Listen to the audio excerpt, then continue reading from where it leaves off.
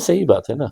125 सीटें हमने जो जीत कर लेकर आए हैं, सिर्फ कांग्रेस को ही नहीं, समाजवादी पार्टी को तो धूल चटवा दिए है कि अगर सुपड़ा अगर हमारा साफ हो गया तो इम्तियाज जलील अपना कर देगा करके उसमें, और अगर नहीं, तो एकनाथ शिंदे साहब आप अपना उस्तरा चलाने के लिए तैयार है क्या करके। शहर के लिए कोई भलाई का अगर हम फैसला कर सकते हैं तो हम वो फैसला करने के लिए सभी राजनीतिक पक्ष अगर एक साथ मिलकर आए तो मेरे हिसाब से एक बहुत अच्छी पहल हो सकती है। हम आपके वैष्णो देवी की यात्रा होती है उसमें, आप किसी मुस्लिम ऑफिसर को तो वहां पे भेजेंगे नहीं, एक हिंदू ऑफिसर जिसको समझ में आता है अपने रिलीजन की इंपॉर्टेंस क्या है करके, उस हिसाब से वो फैसले लेगा करके उसमें। लेकिन क्या है कि अब भारतीय जनता पार्टी को छेड़ने की आदत हो गई है मुसलमानों को, तो ये इसी तरह से वो छेड़ रहे हैं। देश के लिए अगर सबसे खतरा है, हाँ, तो वो लोग हैं जो इलेक्शन किसी एक सिंबल के ऊपर चुन के आते हैं और खोके लेकर हेलीकॉप्टर में बैठ के गुवाहाटी चले जाते हैं।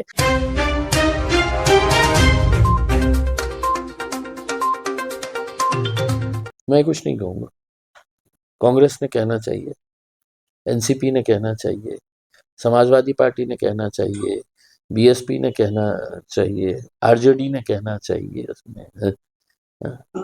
जहाँ पे भी हिंदू मुस्लिम आ गया तो एमआईएम ने ही कहना चाहिए, वोट के टाइम के ऊपर उनके साथ जाना चाहिए करके उसमें। अगर इतना बड़ा मुद्दा है तो ये बड़े पार्टियों के बड़े नेताओं ने क्या मुंह में लड्डू लेके बैठे हुए हैं। अगर कानून के अंदर नहीं बैठता है और ये कर रहे हैं तो इनके बड़े नेताओं ने भी उतना ही तीखा बयान देना चाहिए जैसा हम देना चाहते हैं करके, कि आप जबरदस्ती इस मुल्क के अंदर अपने हिसाब से कायदे कानून बनाकर आप जो फैसले कर रहे हैं उसका विरोध जो है वो कलेक्टिवली होना चाहिए।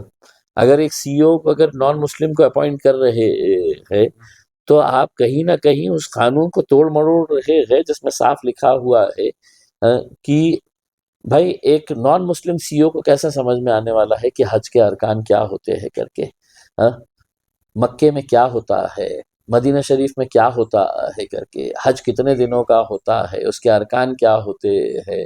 तो ये सब चीज़ें एक मुस्लिम ऑफिसर जितना अच्छे से समझ सकता है।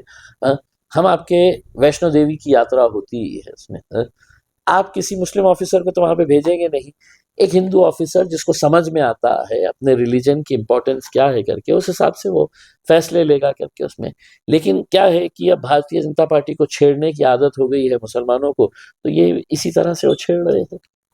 एकनाथ शिंदे ने कहा है कि महाराष्ट्र के अंदर जो एमआईएम की जीत है ये देश के लिए खतरा है। देश के लिए अगर सबसे खतरा है, तो वो लोग हैं जो इलेक्शन किसी एक सिंबल के ऊपर चुन के आते हैं और खोके लेकर हेलीकॉप्टर में बैठ के गुवाहाटी चले जाते हैं और खोके लेकर आकर वही पैसों से फिर इलेक्शन लड़ते हैं, इलेक्शन जीतते हैं। इसमें एकनाथ शिंदे साहब भी शामिल है और उनके तमाम खोके बहादुर है वो लोग। देश के लिए ये लोग घातक है, लोकशाही के लिए ये लोग घातक है, हिंदू मुस्लिम करने वाले भारतीय जनता पार्टी वाले देश के लिए घातक है।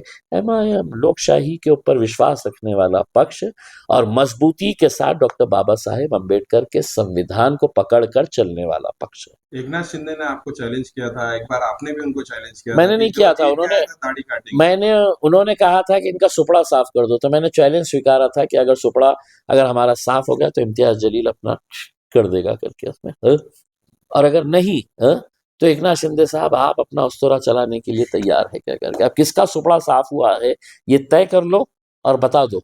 लोगों को घमंड गुरूर, ये बातें पसंद नहीं आती है, इसीलिए आपके इतने सारे एमएलएस, कितने 6 एमएलएस, एक पालक मंत्री, एक खासदार होने के बावजूद जनता ने आपको धूल चटवा दिया है यहाँ पे। आरएसएस चीफ मोहन भागवत आज मैं क्या करूँ उसमें, नान खलिया खाने के लिए आई है बोलना उसमें रोशन गेट के ऊपर, मैं क्या करूँ। आपके इतने टिकट एमआईएम के देने के बाद भी शहर में जो विरोध था उसके बाद भी 33 सीटें एमआईएम की आई है। जो फुर्सत में रहेंगे तब जवाब देंगे, अभी महानगर पालिका और शहर के विकास के बारे में बातचीत की जाए। आप विरोधी पक्ष में है, बीजेपी के साथ में महानगर पालिका में रहेंगे, किस तरीके से काम होगा एमआईएम का? अच्छे तरीके से काम होगा, विरोधी पक्ष का अनुभव है हमारे को, हम सत्ता में बैठने वाले लोग नहीं है, सत्ता की कुर्सी के लालच नहीं है हमें, विरोधी पक्ष का रोल बखूबी निभाएंगे। शहर के अच्छे कुछ फैसले अगर होते हैं उसमें भारतीय जनता पार्टी का पूरा साथ देंगे, लेकिन अगर कुछ छुपी एजेंडा लेकर अगर ये आएंगे और हमारे शहर के ऊपर लादने की कोशिश करेंगे तो विरोधी पक्ष की भूमिका बखूबी अच्छी तरीके से निभाएंगे। शहर के अंदर कुछ जगहों पर आपने एमआईएम के कैंडिडेट नहीं थे, लेकिन कुछ लोगों को आपने समर्थन किया था, जिसमें एनसीपी का भी एक कैंडिडेट था। देखिए, मैंने जो उस कैंडिडेट को नवीन ओबेरॉय को जो हमने मदद किए, वहाँ पर हमारा कोई उम्मीदवार नहीं था। ये माइनॉरिटी से आने वाला है, इकलौता एक सिख खड़ा हुआ था और उनके फादर से हमारे अच्छे रिलेशन थे, वो भी बहुत सेक्युलर थे। तो उनका बेटा जब खड़ा रहा, उसने हमसे आशीर्वाद लेने के लिए आया था कि मैं खड़े रहना चाहता हूँ, हमारा कोई कैंडिडेट नहीं था, तो हमने हमारी पूरी यूनिट वहाँ पर लगा दिए थे और वो लड़का जीत कर आ गया है। हमारा मकसद, मैंने पहले भी कहा था कि लोग पार्टी को देखकर वोट ना करें, कैंडिडेट को देखकर वोट करें। हमने उस कैंडिडेट के अंदर अच्छाई देखी, हमने उसका साथ दे दिया, जीत के आ गया वो। अशोक चव्हाण ने कहा है कि एमआईएम ने कांग्रेस को दिल से निकाल दिया है, पंजे को दिल से निकाल दिया है लोगों के। बिल्कुल सही बात है ना। 125 सीटें हमने जो जीत कर लेकर आए हैं, सिर्फ कांग्रेस को ही नहीं, समाजवादी पार्टी को तो धूल चटवा दिए हैं।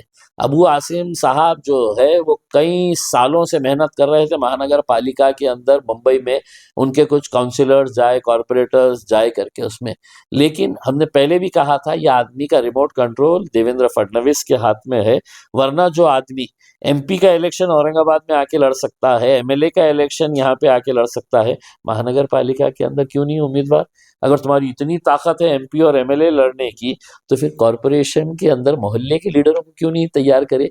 उस वक्त तुम बीजेपी से पैसा लेकर आते हैं और इस वक्त तुमको पैसा नहीं मिल रहा था तो इलेक्शन ही नहीं लड़ाते। सर, आज भी जो है शहर के लोग जो है पानी के लिए तरस रहे हैं, अच्छी हेल्थ के लिए, अच्छे एजुकेशन के लिए तरस रहे हैं, और आप अब इस वक्त विपक्ष में रह रहे, तो आप मैं तमाम राजनीतिक पार्टियों के बड़े नेताओं से ये कहना चाहूंगा, पहला कदम मैं बढ़ा रहा हूँ, दोस्ती का हाथ मैं बढ़ा रहा हूँ। सभी राजनीतिक पक्ष के नेता एक प्लेटफॉर्म के ऊपर आए, एक मीटिंग ले और उसके अंदर आपके कुछ एजेंडा हो सकते हैं, मेरे मैनिफेस्टो में कुछ जो कॉमन है, शहर के लिए कोई भलाई का अगर हम फैसला कर सकते हैं तो हम वो फैसला करने के लिए सभी राजनीतिक पक्ष अगर एक साथ मिलकर आए तो मेरे हिसाब से एक बहुत अच्छी पहल हो सकती है। जैसा हम ये चाहते हैं इस शहर के अंदर जितनी भी देसी दारू की दुकानें हैं वो महानगर पालिका के लिमिट से है तो हम लोग बाहर कर दें करके, अगर जनरल बॉडी इसके अंदर ठराव पास करती है तो हम देखना चाहते हैं कि कितने पक्ष इसके फेवर में आते हैं करके। अगर सभी आ जाते हैं तो देश के अंदर पहला ऐसा शहर रहेगा कि जहां पर लोगों के चुने हुए नुमाइंदे ये फैसला कर रहे हैं कि हमारे शहर के अंदर देसी दारू की दुकानें नहीं रहनी चाहिए करके।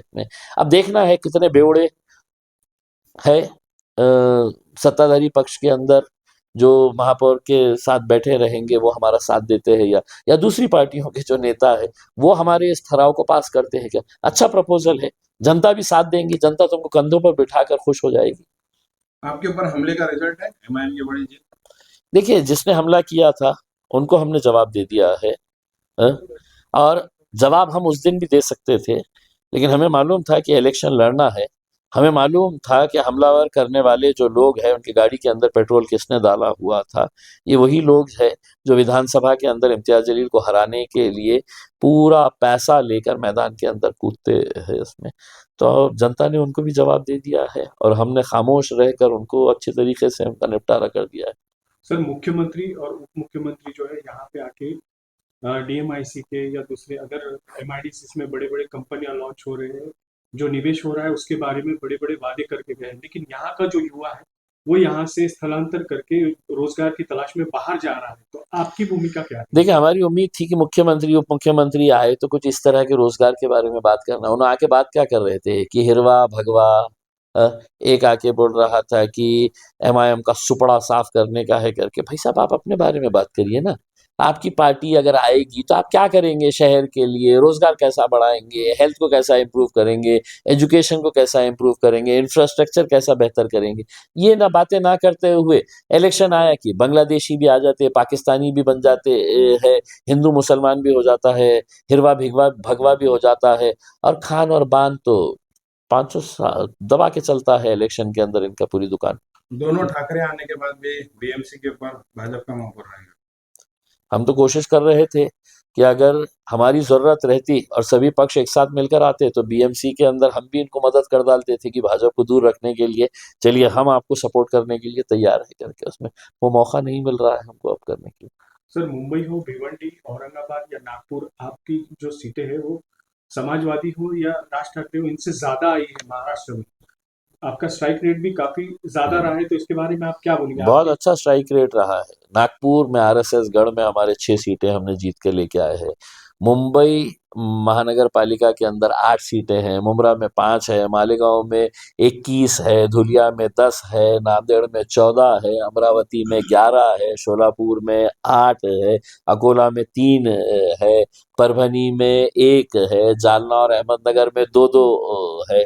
तो इतनी सारी सीटें लेकर आए हैं तो लोगों का विश्वास एमआईएम के ऊपर बढ़ रहा है और दूसरे पार्टियों के ऊपर से विश्वास खत्म हो गया है।